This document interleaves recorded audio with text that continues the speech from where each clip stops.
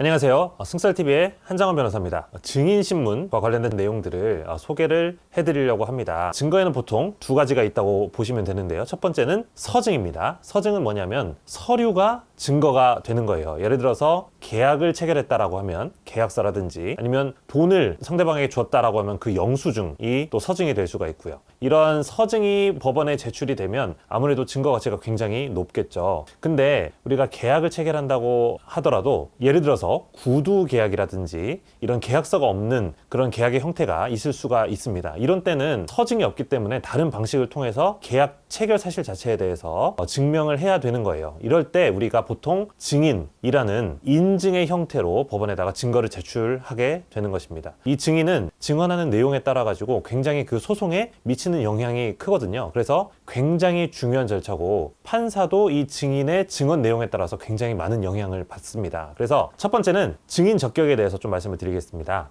증인 적격이란 건 뭐냐면요, 증인이 될 수 있는 자격을 말하는 거예요. 이 소송에 있어서 원피고 또는 검사와 피고인이 아닌 다른 제3자는 누구든지 증인 적격을 가집니다. 그래서 친인척이라 하더라도 증인으로서 적격이 없는 것은 아니고요. 법정에 나와서 증언을 할 수가 있습니다. 다만 이 친인척의 경우에는 자신에게 형사상 불이익한 내용이 있다거나 하게 되면은 증언 거부를 할 수 있는 그런 경우들은 있지만, 그렇다 하더라도 어쨌든 증인 적격은 있는 것입니다. 반면에 회사, 법인의 대표이사 또는 대표자의 경우에는 실질적으로 법인 그 자체와 같다라고 봐서 사실은 증인 적격은 없다라고 보는 것이 일반적인 소송 실무례입니다. 그래서 제3자의 경우에는 누구든지 증인 적격을 가지고 법정에 나와서 증인으로서 신문받을 수 있다라고 보시면 될 것 같습니다. 우리 증인으로 적당한 사람을 골라서 법원에다가 증인 신청을 해야 되는 건데요. 예를 들어서 아까 처음에 말씀드린 것처럼 하나의 계약 체결 사실을 우리가 입증을 해야 된다고 했을 때 그 계약 체결 과정에 있어서 개입한 여러 사람이 있다라고 칩시다.